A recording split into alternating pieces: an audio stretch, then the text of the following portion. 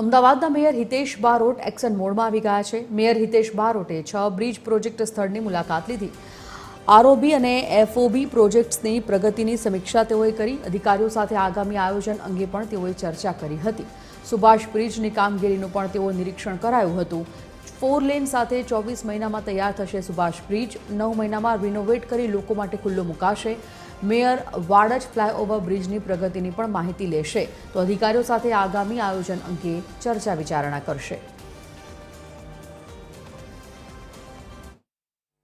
આજે મેયરશ્રીની સાથે અમે રાઉન્ડમાં લેવાના છીએ અને દરેક બ્રિજની હાલની પરિસ્થિતિ શું છે, કેટલું કામ પ્રગતિમાં થયું છે, કેટલું બાકી છે અને આવનાર કેટલા સમયમાં એ કામ પૂર્ણ થશે એની સમીક્ષા કરી અને ઝડપથી આ કામ પૂર્ણ થાય એ માટેના આયોજનની અધિકારી સાથે ચર્ચા કરી છે। તો બ્રિજની પ્રગતિ કેટલી થઈ છે, કેટલી બાકી છે અને બાકી રહી ગઈ છે તો શાના માટે બાકી રહી ગઈ છે એ વિષયને જોઈશું અને આગામી દિવસોમાં એના માટે શું થઈ શકે છે એ પણ બધા સાથે રહીને વિચારીશું।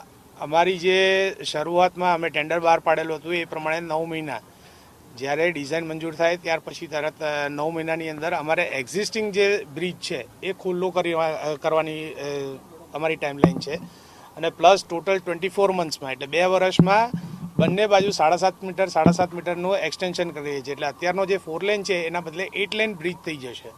અમારે તબક્કાવાર એનું બ્રિજનું ઇન્સ્પેક્શન ચાલુ જ છે। ઓલરેડી આપણે વર્ક સ્ટાર્ટ કરી દીધેલું છે। ટોટલ 95 બ્રિજીસ છે।